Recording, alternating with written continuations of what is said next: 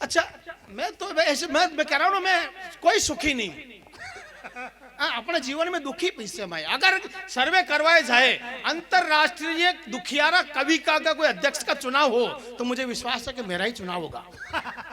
अच्छा इसने बताया कि मैं बहुत सुंदर हूं। क्या देखा इसने? मेरा रंग ही तो देखा। इसको पता ही नहीं काले होने में कितना फायदा है। अरे हंसने की बात नहीं, सही बता रहा हूँ भाई साहब। कोई गोरा लड़का किसी लड़की को छेड़ दे तो नेचुरल सी बात है वो लड़की अपने स्वभाव के अनुरूप वहां सैंडल खोलेगी, उसके गाल पे मारेगी, घर जाएगा, पूरे मोहल्ले को पता लग जाएगा आज भाई साहब की हालत खराब कर दी। अपने ये सुविधा फ्री है। अपन किसी को छेड़े पता ही नहीं चलता क्या खा के आया हूं, बस यही है सुविधा, बाकी सब तकलीफ ही है। वो मेरी पत्नी मुझे बार बार कहती कि देखो दीपक जी पारीक गोरे, अजय तिवारी गोरा, इधर ये देखो ये मांडलगढ़ के नवोदित आज ही वो भी गोरे, इधर से ये सब गोरे, तुम्हें ऐसे काले हैं। मैंने कहा है तो इस रंग का तेरे पास कोई इलाज है क्या? वो बोली आप अच्छे कपड़े पहनो। मैंने कहा कैसे? कि आप सफेद रंग का कुर्ता पैजामा पहनो। मैं कह रहा हूँ साहब बिल में बड़ा आदमी पत्नी की बातों में आ गया, बिलवाड़ा गया दूल्हा हाउस से मैंने एक सफेद रंग का कुर्ता लिया, सफेद रंग का पैजामा लिया, एक सीढ़ियों से नीचे उतरा था ठेले के ऊपर टोपियां बिखरी, मैंने सोचा अरे टोपी भी ले ही लो, वो भी सफेद रंग की टोपी ले ली। घर गया कमरे में जाकर के कुर्ता पाजामा पहना, सर पे टोपी लगाई, मिसेज के सामने मैंने पत्नी को जाकर के कहा अरे चिंटू की मम्मी तूने मुझे जैसे कपड़ा बताए वैसे के वैसे कपड़े मैंने पहन लिए हैं, अब बता मैं तेरे को कैसा लग रहा हूँ? मेरी पत्नी मस्ती के मूड में बोली अजी चिंटू का पापा आज तो चांद लग रहा चाहे कोई पतासा का मीनू मकोड़ो बांधने निकल रही हो। अरे भैया ये हिमांशु भावसार इसने मेरे को अभी पिछले शुक्रवार की बात बता रहा हूँ, वो इंदौर में कोई कवि सम्मेलन था, वो कवि सम्मेलन खत्म हुआ 2-2:30 बजे, हमने खाना वाना खाया, सुबह उठे तब तक 7 साढ़े 7 बज गई। हम रेलवे स्टेशन के ऊपर आकर के बैठे थे, मेरे साथ में ये प्रभु प्रभाकर हम दोनों रेलवे स्टेशन पर बैठे, इतने में एमपी की 3-4 महिलाएं आई, आकर के मेरे ऊपर तेल चढ़ाने लगी। मैंने कहा भाभी जी ये एमपी में कौन सा रिवाज? वो बोले आज दिन तक शनि महाराज का नाम सुना था, आज साक्षात दर्शन हो रहे हैं। ये दीपक भाई साहब इन्होंने अभी सर्दी की छुट्टियों में एक मकान बनाया, नया मकान बनाया, बिल्कुल फिनिशिंग कंप्लीट। आपको जैसे ही सर्दी की छुट्टियां लगी इन्होंने मुझे फोन किया कि अनिल क्या कर रहे हो? मैंने कहा कुछ नहीं भाई साहब छुट्टियां हैं घर पे ऐसे ही पड़े हैं, तो यहाँ आ जाओ भिलवाड़ा। मैंने कहा क्या काम? जो काम कुछ नहीं बस कुर्सी पे बैठे रहना है। मैंने कहा अरे तो अच्छा काम, वो भी ब्राह्मण के लिए फोकट की रोटी मिलेगी, चलो। मैं चला गया इनके घर पे, इन्होंने कुछ नहीं किया, ऊपर की जो बालकनी थी उसके ऊपर एक कुर्सी लगा दी, दिन भर मुझे वहां बिठाए रखे। 2-3 दिन तक तो मैं जैसे तैसे बैठा रहा। फिर मैंने इनको पूछा कि दीपक भाई साहब ऐसे क्या बात है, बार बार क्यों बिठाते हो? इन्होंने कहा देख अनिल ये मकान बिल्कुल नया बनाया है, अब भिलवाड़ा में काली हंडी का जुगाड़ नहीं है, अब नया मकान यार कोई नजर फेट से बचाने के लिए कोई न कोई तो चाहिए। अच्छा इस रंग से मुझे कितनी परेशानी होती है, एक रचना आपके बीच जोरदार तालियां हो जाए। इस रंग से कितनी परेशानी होती है? अरे ताली वाली मत बजाओ, आप तो मस्ती लो, कोई जरूरी नहीं तालियां, आनंद ले रहे हो, ये मेरे लिए सबसे बड़ी मस्ती है। इस रंग से कितनी परेशानी होती है? हे ईश्वर तेरो खेल बहुत निरालो है, ये दुनिया में कोई गोरो कोई लंबो कोई ठिकनो तो कोई कालो है, और हे 4 भुजानाथ जो आपको आशीर्वाद है या मेरे लिए श्राप है, यो अनिल व्यास कोयला को भी बाप है। मेरी माँ जदे भी मने नहलाती तो मारे कदी साबुन न लगाती, मारी माँ जदे भी मने नहलाती तो मारे कदी साबुन न लगाती, कहाँ के बाद साबुन भी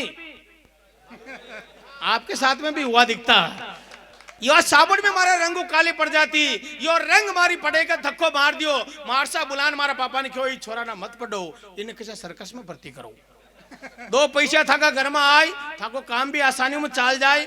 आसान करता करता मैं जवान हो, एक दिन मारा पापा ने क्यों कि पापा अब मैं बड़ो हो गयो, अब मने ब्याह करनो है। पापा बोलिया रे बेटा तारा ब्याह की बात कर, मने की मरनो है, अरे न जाने तू मने कशा धर्म संकट में उलझा रही है, और ये छोरियां कहते ये ऐसा गोरा गोरा न मना कर रही, तू यो रंगलेर भी ब्याह की आस लगा रही है।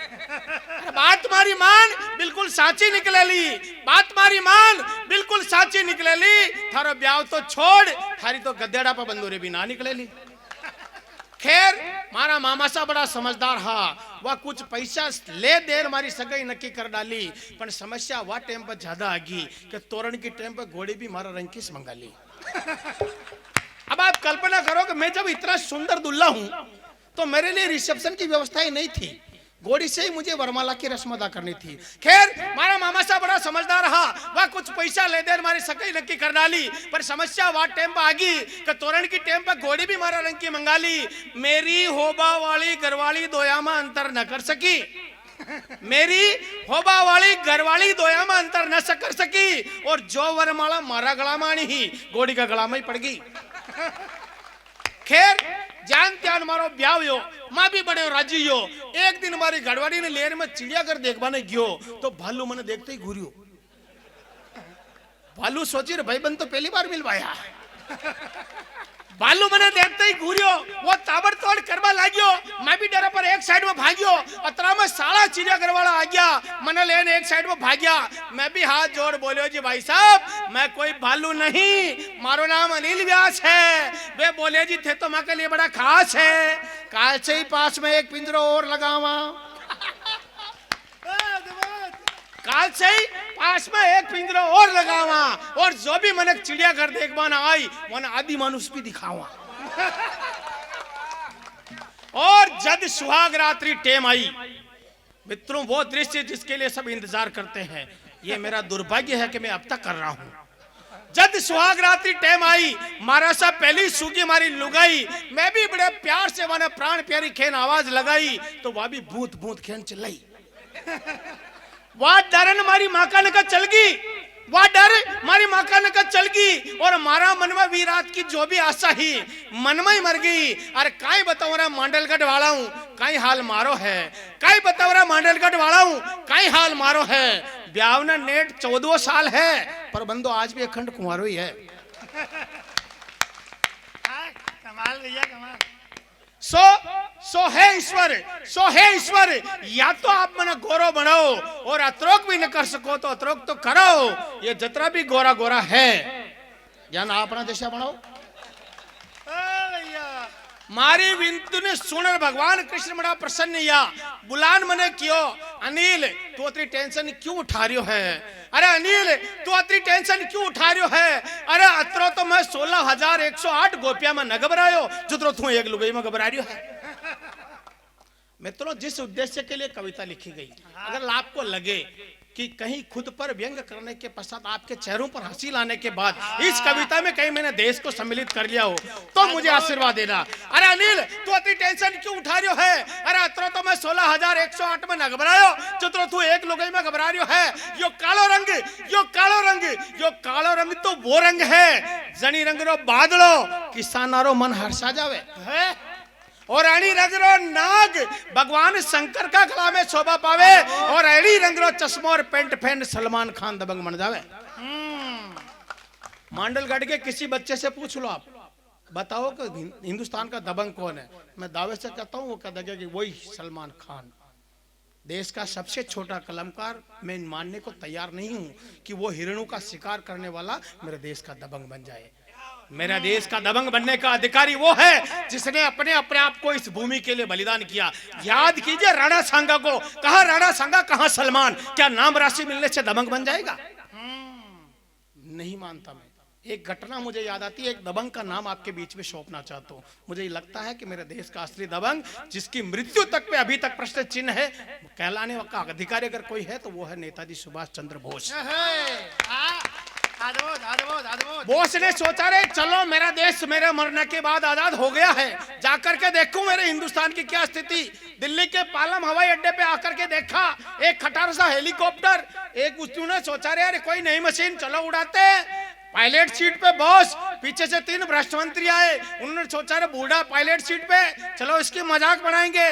पीछे वाले सीट पे 3 भ्रष्ट मंत्री, हेलीकॉप्टर थोड़ा ऊपर उड़ा, मंत्री के दिमाग में एक खुरापात आई, 100 का नोट फेंका, कहा कि मैंने गरीबी हिंदुस्तान के एक आदमी को खुश किया। दूसरा आगे बढ़ा, 2 50-50 के नोट फेंके, कहा मैंने गरीब हिंदुस्तान के 2 लोगों को खुश किया। तीसरा दोनों से बढ़ा, 100 सिक्के जमीन पे फेंके और कहा कि मैंने 100 लोगों को खुश किया। मेरी नजर में मेरा देश का असली दबंग इस बात को सहन नहीं कर पाया, उसने एक ही साथ तीनों भ्रष्ट मंत्रियों को उठाया, जमीन पे फेंका और कहा कि आज मैंने 139 करोड़ हिंदुस्तानियों को खुश किया। आणि रंगरो चश्मा पेंट सलमान खान दबंग बन जावे आणि रंगरा काम करवा वाला कोई नेता प्रधानमंत्री बनवा का सपना देख जावे और आणि रंगरा काम करवा वाला कोई नेता सरेआम आम आदमी ने मार जावे और जीतन भी काला कृष्ण हिंदुस्तान में पाछा आवेला जीतन भी काला कृष्ण हिंदुस्तान में पाछा आवेला भारत फिर से विश्व गुरु बन जावेला भारत फिर से विश्व गुरु बन जावेला। अद्भुत भैया अद्भुत। विश्व गुरु बनने में क्या समस्या आ रही है? अंतिम 6 पंक्तियां आपके बीच रखता हूं, आपसे विदाई मांगता हूं। विश्व गुरु बनने में सबसे बड़ी समस्या कोई आ रही है तो मुझे लग रहा है कि मेरे देश के गद्दार लोग जो पाकिस्तान के आतंकवादियों के साथ मिलते हैं और देश में आए दिन आतंक फैलाते हैं, उसकी औकात नहीं है पाकिस्तान की कि हमारे देश में कुछ कर सके।